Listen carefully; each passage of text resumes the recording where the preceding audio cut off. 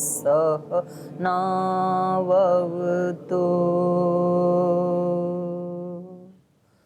सहनौ भुनक्तु सह वीर्यं करवावहै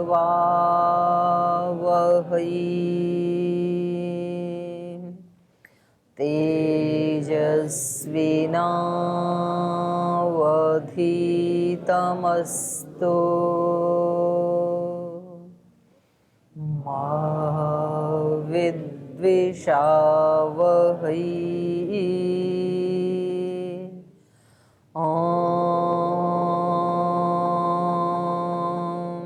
व्रतानां व्रतपते व्रतं चरिष्यामि तच्छकेयं तन्मे राध्यताम् इदमहमनृतात् सत्यमुपैमि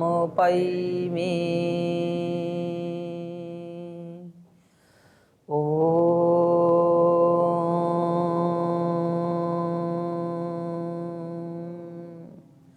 शान्ति शान्ति शान्तिः।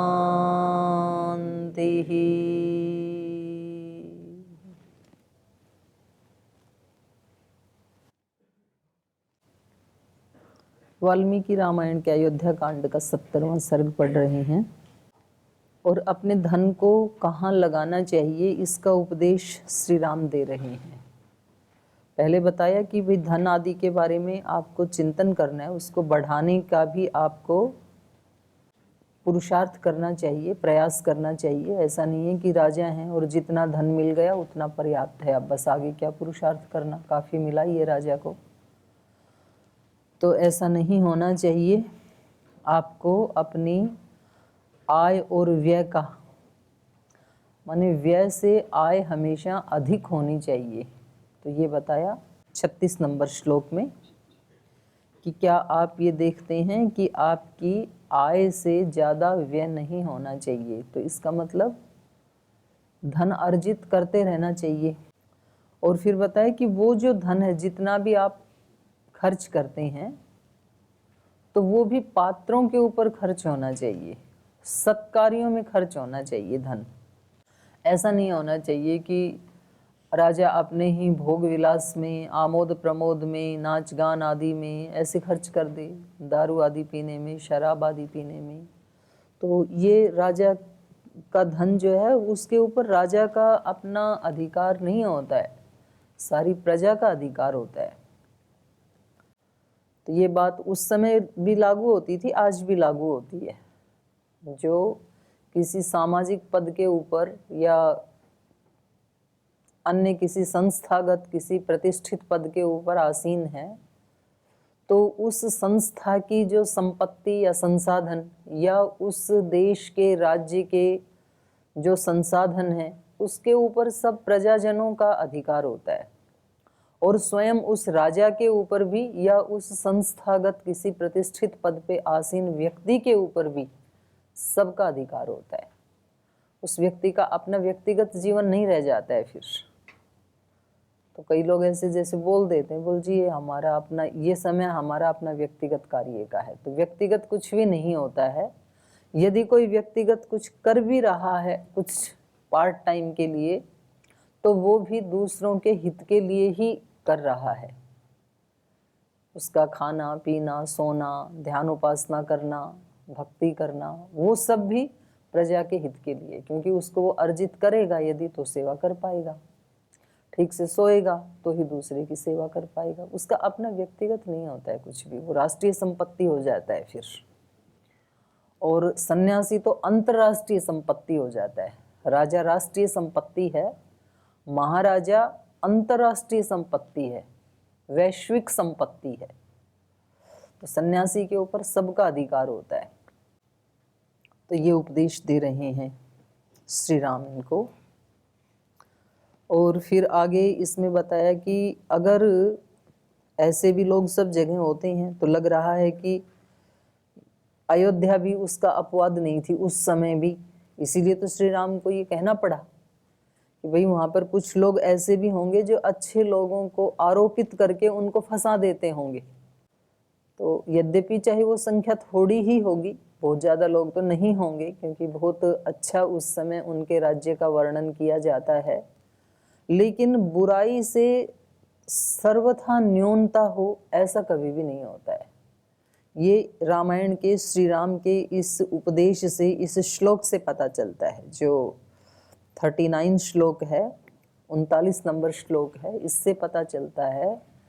नहीं तो हम कई बार ये सोच लेते हैं कि जी वो उस समय की बात तो अलग है, त्रेता युग की बात अलग है, श्री राम के समय, उस समय तो सब बहुत अच्छे ही लोग होते थे।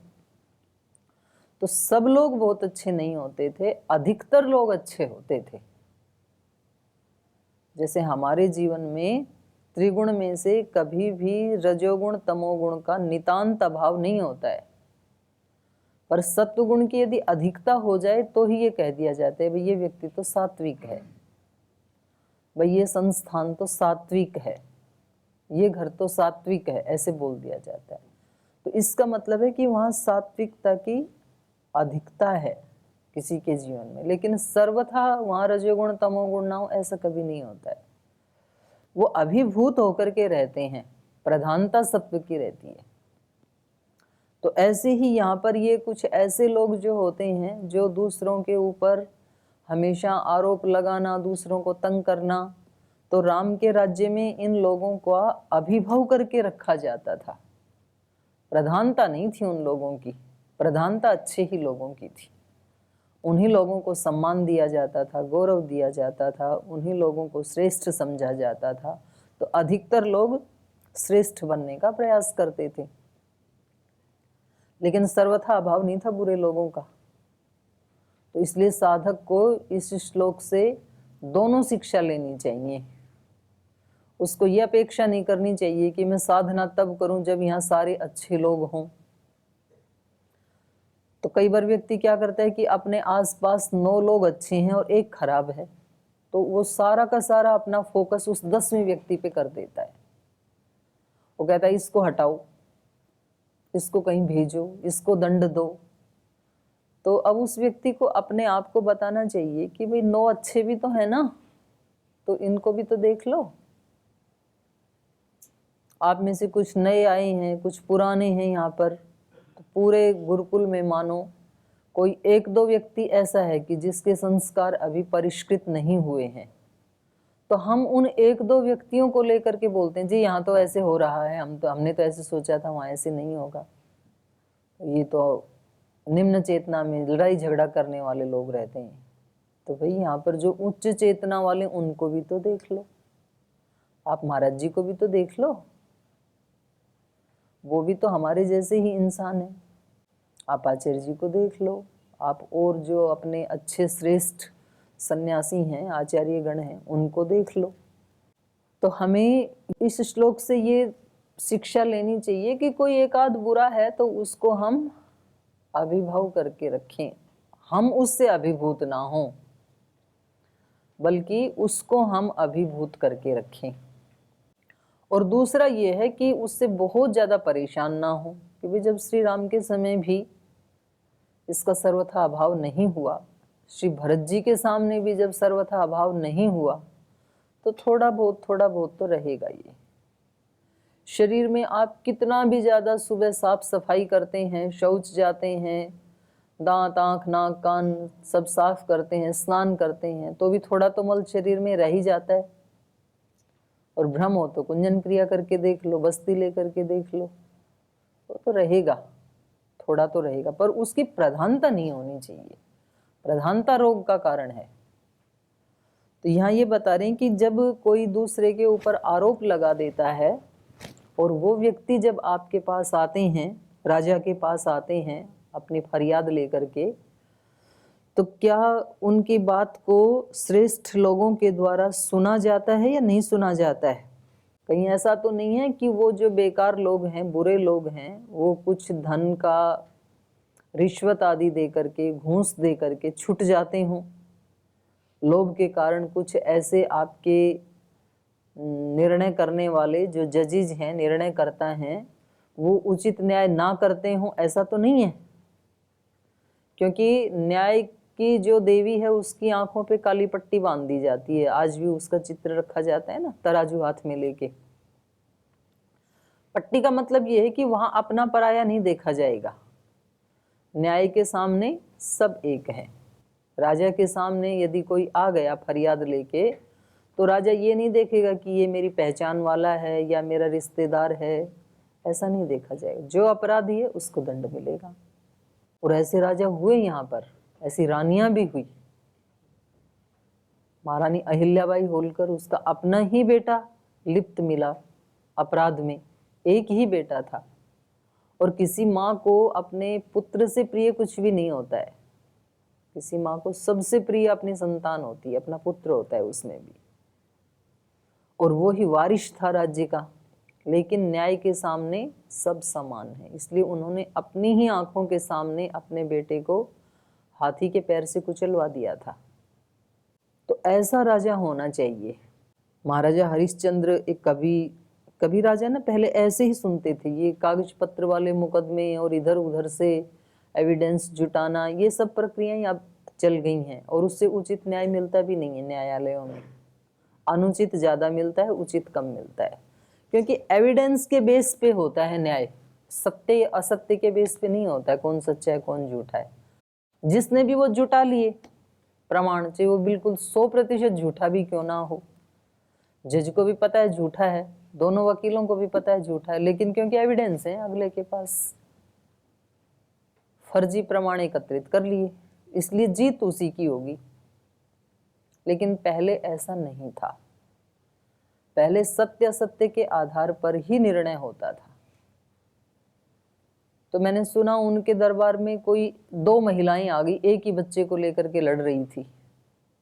एक महिला कह रही थी ये बच्चा मेरा है, दूसरी कह रही थी मेरा है।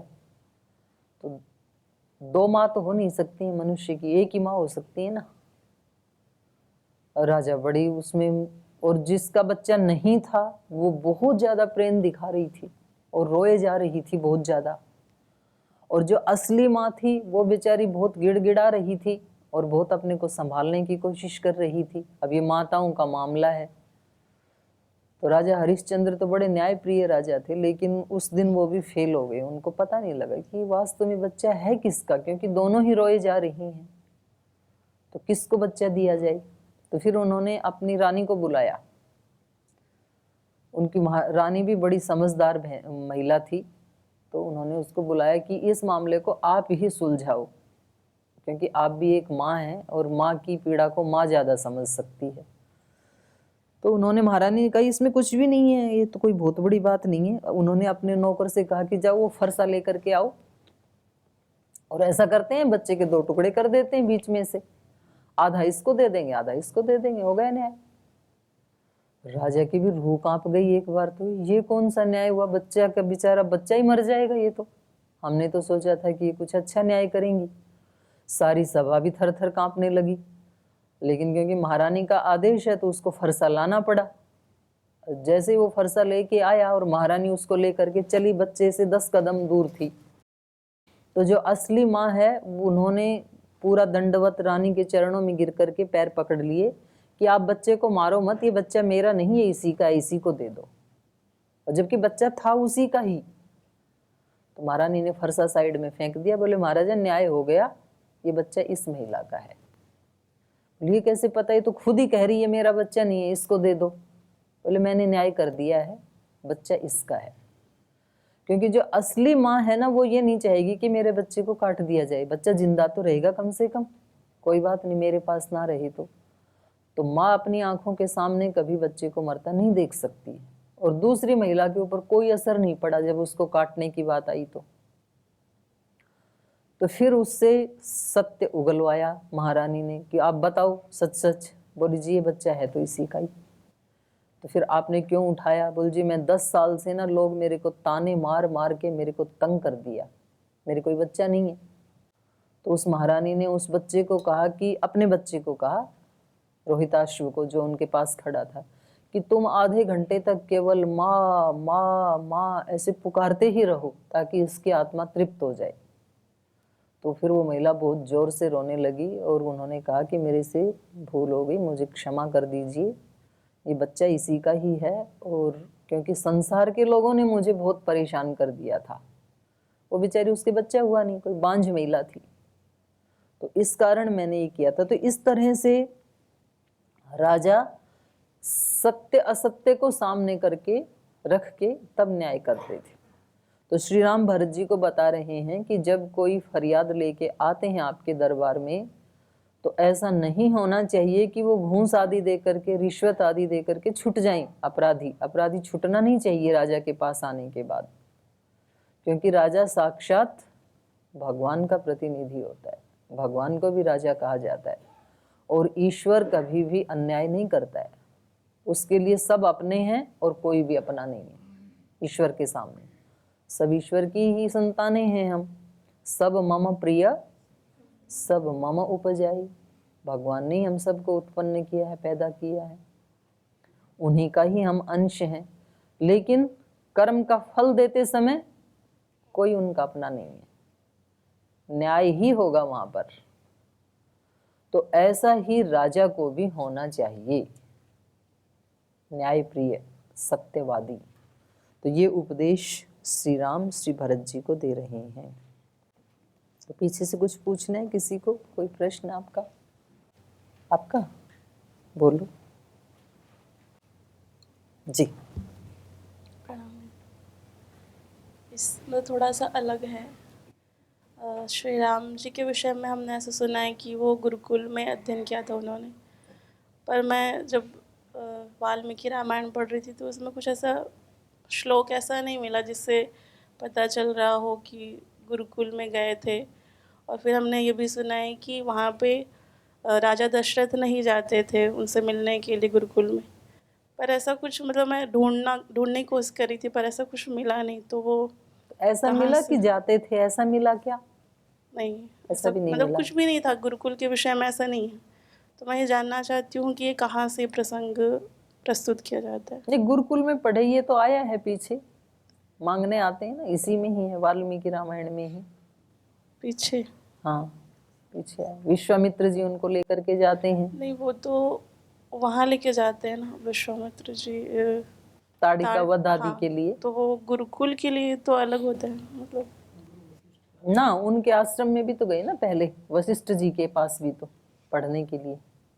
इसमें पीछे आया है, वशिष्ठ जी का आश्रम अयोध्या के बाहर है, नगरी में नहीं है उनका आश्रम, और वहीं इनकी शिक्षा दीक्षा हुई है। मैं ढूंढ रही थी पर ऐसा कुछ मिला नहीं, इसलिए पूछ रही थी। हाँ, तो इसमें आप आज दोबारा पढ़ो, और नहीं तो जिन्होंने पढ़ा है आप लोग देख के ढूंढ के बता देना है, इसमें आया है ये। वशिष्ठ जी के पास ही पढ़े हैं, गुरुकुल में ही पढ़े हैं। और कोई प्रश्न जी? ओम प्रणाम माता श्री। ओम भाई। माता श्री, जैसे आप बताते हैं कि एक साधक के जीवन में भूत, भविष्य और वर्तमान का बहुत महत्व होता है, और आपने ये कहा कि साधक को हमेशा एक उच्च चेतना में जीना चाहिए। माता जी, अगर जैसा उच्च चेतना में की भावना बनाते हैं तो ये भाव चेतना भविष्य में पहुंच जाती है, और वर्तमान का ध्यान ही नहीं रहता। तो अगर वर्तमान में ही नहीं रहेंगे तो इसके लिए कुछ उपाय बताइए जिससे कि हम उच्च हमेशा चेतना में जाते हैं, जैसे कैसे आप भविष्य में जाते हैं? जैसे माता जी भविष्य की सेवा के विषय में, मतलब ठीक विचार आने लगते हैं, तो उस तरह वहाँ पहुँच जाती है। जैसे तो हम संगठन में ऐसे सेवा करेंगे, हाँ, ऐसे हम महान सन्यासी बनेंगे, ऋषि बनेंगे, योगी बनेंगे, तो अच्छी बात है। तो पर अब बनेंगे ऐसे नहीं हैं, अभी ऐसे सोचो, अभी हैं, और अभी हम अपनी पढ़ाई भी एक ऋषि की तरह ही करेंगे। एक ऊंची चेतना वाले व्यक्ति श्री राम की तरह, श्री लक्ष्मण की तरह ही अपनी पढ़ाई हमें करनी है। अभी भी सबके साथ व्यवहार ऐसे ही करना है, एक अलग व्यक्ति को जैसे करना चाहिए, तो फिर वर्तमान में आ जाएंगे। उच्च भावों से युक्त होना तो अच्छी ही बात है, तो चाहे वो भविष्य के बारे में भाव हैं या वर्तमान के बारे में है। लेकिन जब हम भविष्य के बारे में उच्च भाव रखते हैं तो फिर हमारा मन इतना चालाक है कि वर्तमान में नहीं जीने देता है। वर्तमान में कहता है अभी तो हम सामान्य हैं, अच्छे तो बनेंगे। तो फिर उसको बोलो नहीं, अच्छे तो बन गई, इधर आ गए ना। इधर आना ही अच्छे व्यक्ति का काम है। तो मैं तो पहले से ही अच्छा ही हूँ, तो ऐसे कह के अब अच्छे की तरह व्यवहार करना है। तो फिर वर्तमान में पैर जमीन के ऊपर आ जाएंगे। फिर उड़ान तो कितनी भी भरे व्यक्ति, लेकिन पैर जमीन पर होने चाहिए, तो फिर गिरने की संभावना नहीं होती है। पैर उखड़ गए तो संभावना है गिरने की। फिर तो जड़ों से जुड़े रहना चाहिए। फिर चाहे पेड़ आकाश में कितना भी ऊंचाई को प्राप्त करे, वट वृक्ष, पीपल, ये पेड़ बहुत बड़े बड़े होते हैं, या अन्य भी कुछ वृक्ष हैं हिमालय आदि में, तो कितने ऊंचे ऊंचे हैं वो, और कितने डील डोल में भी कितने बड़े हैं। तो और उससे भी ज्यादा बढ़ जाएं तो आकाश कहीं उसमें अड़ेगा नहीं, पर जड़ें जुड़ी हुई होनी चाहिए। जड़ें उखड़ गई तो फिर गिर जाएगा। तो वर्तमान को छोड़ना नहीं चाहिए। वर्तमान के जो कर्तव्य हैं, वर्तमान के जो हमारे दायित्व हैं, उन दायित्वों से नहीं भागना चाहिए व्यक्ति को कभी भी, क्योंकि वर्तमान के दायित्व अच्छी तरह से निभाए बिना किसी का भी फ्यूचर ब्राइट नहीं हो सकता है, कोई संभावना ही नहीं है। जिसको वर्तमान जीना नहीं आ रहा है और भविष्य की यदि बहुत बड़ी योजनाएं बना रहा है, तो फिर नहीं, सक्सेस नहीं होगा। फिर भविष्य को ब्राइट बनाने के लिए आज का दिन ब्राइटली जीना पड़ेगा, आज के दायित्व निभाने पड़ेंगे। आज आपके सामने क्या है, उन दायित्वों को यदि नहीं निभा पा रहे हैं तो फिर बड़ा मुश्किल है। तो वो कुछ अपवाद लोग होते हैं ऐसे कि जो वर्तमान के दायित्वों को छोड़ करके और फिर वो किसी बहुत ऊंचे लक्ष्य के लिए कार्य कर रहे हैं, तो वो अपवाद होते हैं। जैसे महात्मा बुद्ध हैं, अब उनका वर्तमान का दायित्व तो ये था कि पत्नी को, पुत्र को संभाले, राज्य को संभाले अच्छे से, उसको छोड़ करके वो कोई दूसरी साधना में लगे हुए हैं। तो ये ऐसे लोग अपवाद होते हैं, कोई एक आध होता है। और नहीं तो आज जो हमारे सामने है उसको आप कितना डिवाइनिटी के साथ, डिग्निटी के साथ निभा रहे हैं, तो वो थोड़ा थोड़ा थोड़ा थोड़ा करके फिर व्यक्ति को महान बनाता है। क्योंकि अस्तित्व का विकास चाहे फिजिकली हो और या फिर अनफिजिकल हो, चाहे मेंटली, स्पिरिचुअली, ये जो हमारा व्यक्तित्व है ये एक एक क्षण में एक एक इंच बढ़ करके ही बड़ा होता है। इमारत में जैसे एक एक ईंट लगा करके ही तो ऊंची मंजिल बनती है ना। तो आजकल तो रातों रात बना के लाते हैं और वो बड़ा ऐसे कैसे टिका देते हैं, पर वो जहाँ भी ग्राउंड में उन्होंने कहीं बनाया होगा वहां तो एक एक ईंट से ही बना ना। तो कहीं भी तैयार करें, बनता तो ऐसे ही है, एक एक इंच से, एक एक क्षण से ही बनता है। बाहर चले गए तो भी महात्मा बुद्ध को अपना वो व्यक्तित्व बनाने में वर्षों तो लगे ही। तो जहाँ भी रहे उनको वो करना तो पड़ा ही ना। तो यहाँ कर लो चाहे वहाँ कर लो, करना आपको ही है, साधक को ही है। चाहे गुरुकुल में रह के कर लो और चाहे हिमालय में जाके कर लो, करने वाला तो साधक को खुद ही करना पड़ेगा। और यहाँ से जाकर के और हिमालय में जाके आप सोए रहे और दूसरों को कह दिया कि हम तो साधना करने आए हैं, तो परिणाम कुछ भी नहीं आने वाला है। फिर वैसे कि वैसे ही मिलेगा साल 2 साल के बाद। और जब करना हमें ही है तो यहीं कर लेते हैं, और भगवान कहीं आगे लेके जाएगा कहीं तो वहां भी चले जाएंगे। अपनी तरफ से भागना भी नहीं और अपनी तरफ से चिपकना भी नहीं। जिसकी शरणागति में है उसके ऊपर छोड़ दो, वो जब जो करवाएगा वो उसका आदेश समझ के, उसका आशीर्वाद समझ करके हम उस समय उस काम को पूरी प्रामाणिकता से करेंगे। ये रास्ता सबसे ठीक लगा मुझे तो, कि जब आप जहाँ हैं, जो आपका दायित्व है, जो आपका कर्तव्य है, उसको आप कोशिश करें कि वो किसी दुर्विचार से प्रेरित होकर के नहीं होना चाहिए और दुर्भाव से प्रेरित होकर के नहीं होना चाहिए, और बहुत ईमानदारी, समझदारी से और प्रसन्नता पूर्वक वो कार्य होना चाहिए। तो फिर व्यक्ति का एक एक इंच करके निर्माण होता है। और मान लो उसको संसार स्वीकार ना भी करे तो भी वो व्यक्ति अपने आप में पूर्ण तृप्त रहता है, निर्द्वंद्व होता है, निर्वैर होता है, निर्भय होता है, क्योंकि उसको कुछ चाहिए ही नहीं। जितना है वो दे रहा है, तो जहां ईश्वर दिलवाएगा सेवा दे देगा।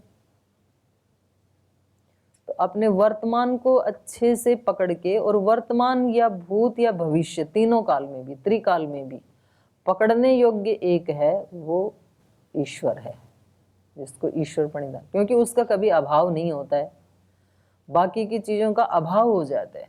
जिनको हम ईश्वर के अतिरिक्त किसी चीज को पकड़ेंगे ना, तो वो सब विनाशी वस्तुएं हैं और विनाशी व्यक्ति हैं। व्यक्ति भी विनाशी है, वस्तु भी विनाशी है, पद प्रतिष्ठाएं भी विनाशी हैं, क्योंकि पहले थी नहीं तो कल छीनी जा सकती हैं।